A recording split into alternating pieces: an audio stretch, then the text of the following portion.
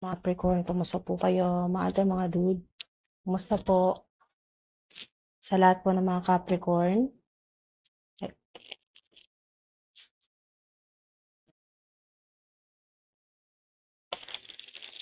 Okay, sa lahat po ng mga Capricorn, ito po ang inyong mga divine messages.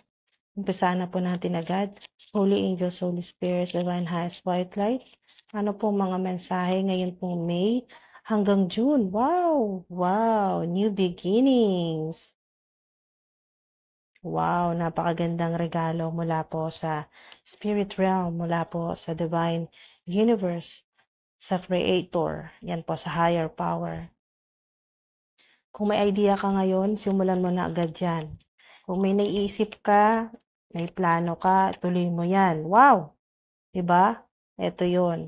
Ten of Cups, wish fulfillment. Ten of Cups, abundance, prosperity, lahat ng plano mo. Ito na yun, confirmation agad, oh. Lahat ng plano mo ay mangyayari. Magiging matagumpay. Ayun, oh. Everything you planned for has worked out. Yan po. So, may King of Wands pa kayo. 5 ay pagbabago. Major shift o changes sa buhay po ninyo. King of Wands ay sign and kayo po ay talagang magkakaroon ng mas mataas na posisyon, mas mataas na sweldo, income, or mas malaking pera. Yan po. Meron din pong nandito yung success, magiging successful, leadership. Yan po, leadership, mga dude. Or maaring sign ito na meron pong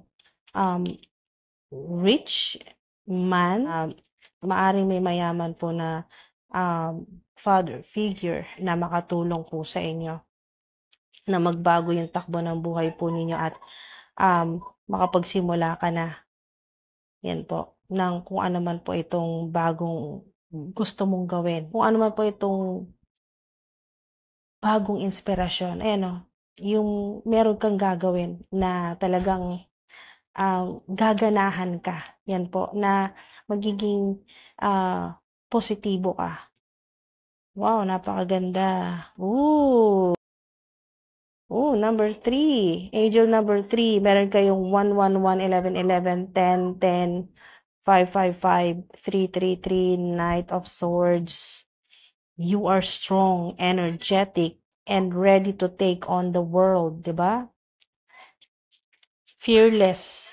Marit din kasi na noon mo pa gustong gawin ng bagay na ito pero hindi mo masimulan dahil nandun yung takot, nandun yung duda, pero skillful ka naman. Napaka-competitive mo. Brave ka, strong ka, ambitious ka, logical, nandiyan na lahat, no? Fearless. Untouchable ang naririnig ko dito eh. Ang channeled song ay Untouchable. Yan po. Meron kayong star. Yan o. Uy! Major Arcana. Wheel of Fortune. Wow. Star at Wheel of Fortune ay Major Arcana yan. So, yung mga hinihiling po ninyo, manifestation, maring ang ilan po sa inyo ay mahilig talagang manood or marunong po. Mahilig kayong manood ng mga tarot readings o may mga sinusubaybayan kayong mga tarot readers sa iba't ibang social media platforms or kayo po ito na talagang may kakayahan po. Meron din pong mga tarot readers or meron din po kayong tarot channel or divination channel or platform, online platform. So, meron kayo ditong 888. Ayan o, diba? 1010. Wow.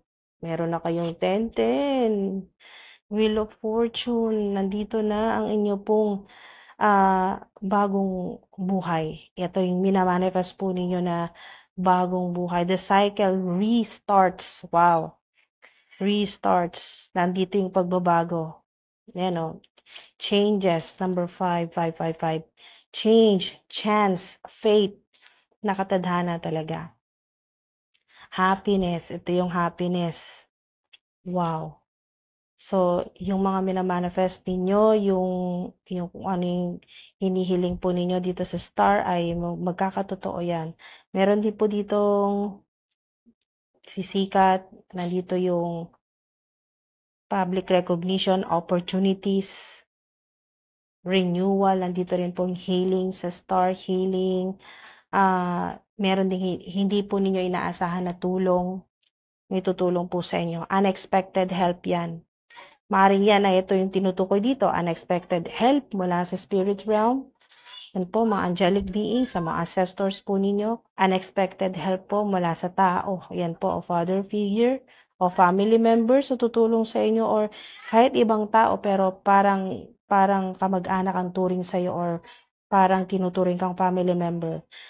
Meron din dito na darating, mabilis na darating sa'yo na magandang balita. Meron din ditong mabilis na darating sa'yo na solusyon sa problema mo, or yan po ay magandang balita, mga dude. Biyahe din po, merong biyahe. Yan po, may magto-travel. Pwedeng travel abroad po ito kasi Wheel of Fortune. Meron din pong mananalo or makaka-jackpot. Wheel of Fortune, biglang magbabago. Yan po yung talagang literal na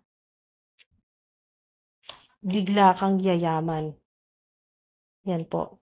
Bukod pa sa mga yung inaasahan mo na pera na pinaghirapan mo, pinagtrabahuan mo, or dahil sa skills, sa talents mo, bukod pa dyan, itong Wheel of Fortune ay yung bigla. Yan po, yung unexpected, good karma po ninyo. Hindi mo inaasahan yan, bigla na lang. Kasi 10-10, no? Napaka-significant.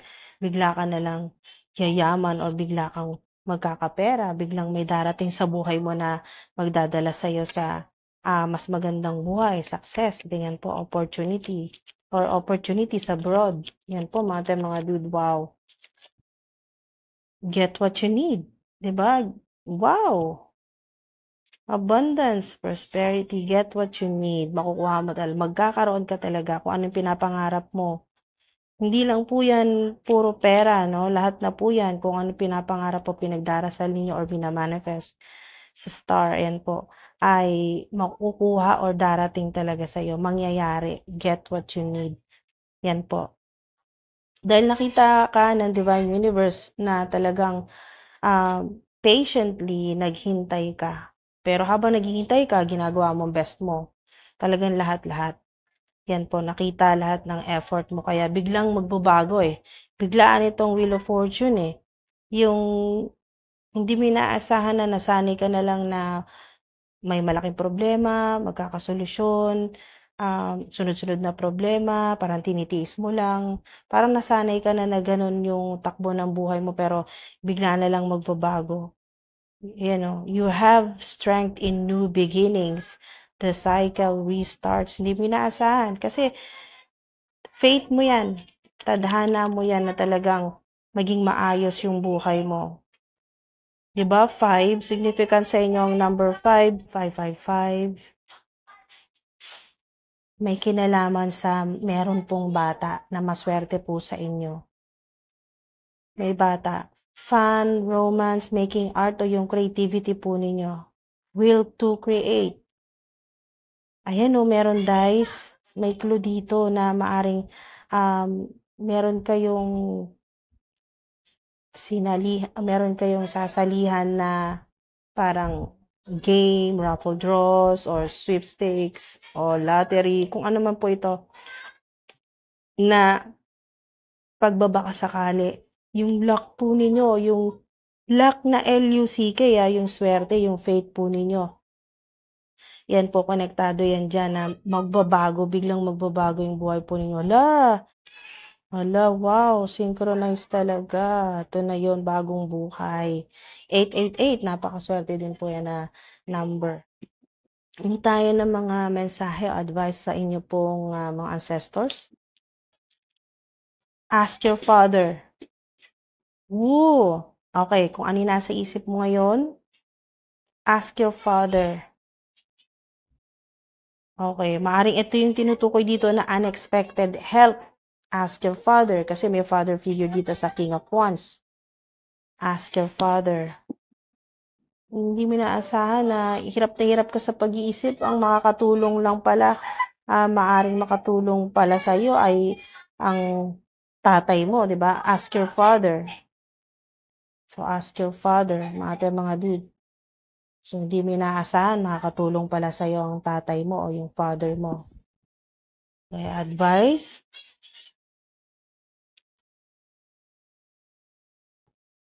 trust your intuition. Highly intuitive po kayo kasi ganito po, meron kayong star, yan po ay hindi lang sisikat. Okay, nandito yung star, yung global star vibe po ninyo, no? Kayo ay talagang maraming marami kang na-attract na mga talagang mga opportunities o mga positive po ng mga tao. Kayo po ay psychic or medium or starseed o light worker po kayo.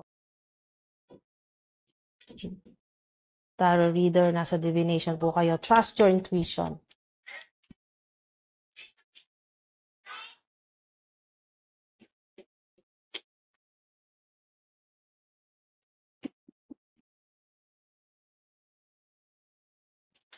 It's gonna be great. Talaga. It's gonna be great. Napakaganda ng mga cards po ninyo. Puro success, happiness. Hindi mo to inaasahan. Hindi mo inaasahan talaga. Matutuwa ka. It's gonna be great. Napakalaki nito. Mga dude. Napakalaking potential nitong Ace of Wands na regalo sa'yo kasi ito po ay magic wand po ninyo, no? Dahil nga dito sa star na energy po ninyo na global star, yung marami pong makakakilala sa inyo, sisikat po kayo, yan po, or magiging successful, ganyan po, yung marami mga opportunities. Nandito yung healing at may kakayahan ka rin na makatulong sa iba na magpagaling, ganyan po. Healer din po kayo or shaman. So, nandito yung pagiging magical, mystical po ninyo. So, it's gonna be great. Kung ano mina-manifest mo, mangyayari yan.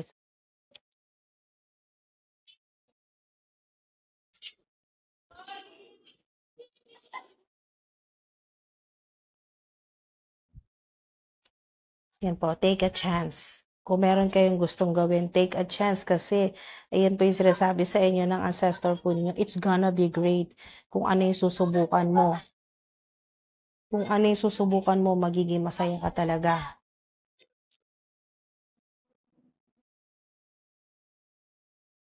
Wow, abundance. Wow, abundance, mga dude. Ito na yun, yung abundance po ninyo. Prosperity. Abundance, prosperity. Na hindi po ninyo inaasahan. Okay. Wow. Nandito si Goddess Bena Fortuna para paulanan ka ng mga blessing nandito si Goddess Bena Fortuna para paulanan ka ng mga blessing ng ah, magandang buhay. Yan po, mga opportunities, abundance, gold coins, pera. Yan po. Wow. Wow, 'di ba? It will bring good luck. Okay, sinasabi din dito ni God's Pena Fortuna na itong reading na ito, ayan po, kung mag-resonate ka dito, kung pakiramdam mo ay ikaw ang kinakausap ng ancestor mo, ang reading na ito magdadala sa iyo ng good luck. Ayan, it will bring good luck. Sinasabi dito ni Goddess Pena Fortuna. Okay, ito rin yung gustong sabihin sa iyo ni Goddess Bena Fortuna, itong abundance na to. Yan, i-claim nyo na po dyan sa comment section na talagang get what you need. Ito, makuha mo lahat to. Abundance, prosperity, wow. Wait for a better offer. Diba? Hintayin, meron. No, abundance kasi yan eh. Darating yan sa inyo. O, diba? Confirmation, yes, totoo. Na may darating talagang mas maganda. Maranasan mo tong abundance, tong billionaire era ng buhay mo. Yan po. Or abundance, prosperity. Diba? Inulit niya, wait for a better offer.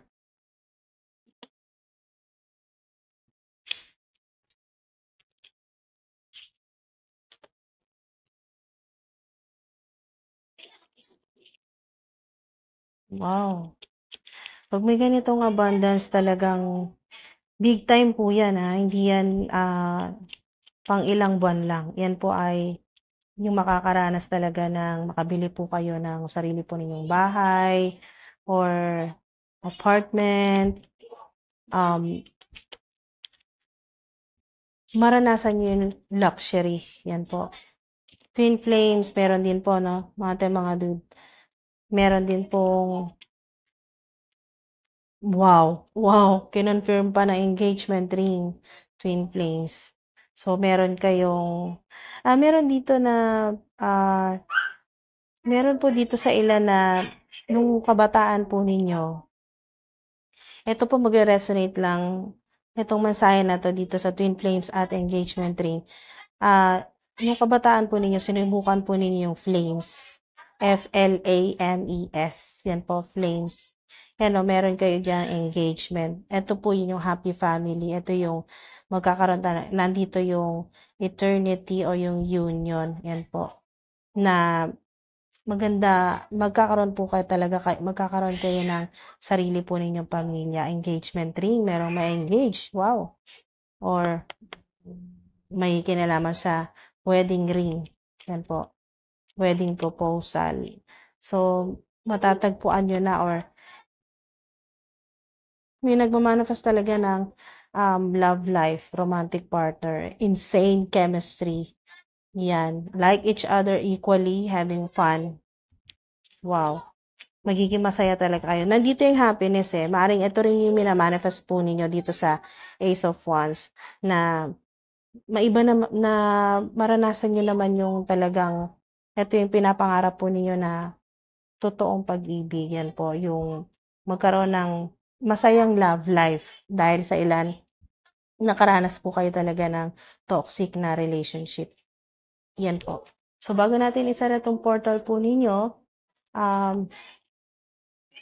sa mga gusto po ng part 2 dahil medyo maingay na po dahil mga kabataan sa labas ay masyado ng maingay, hindi na tayo magkarinigan.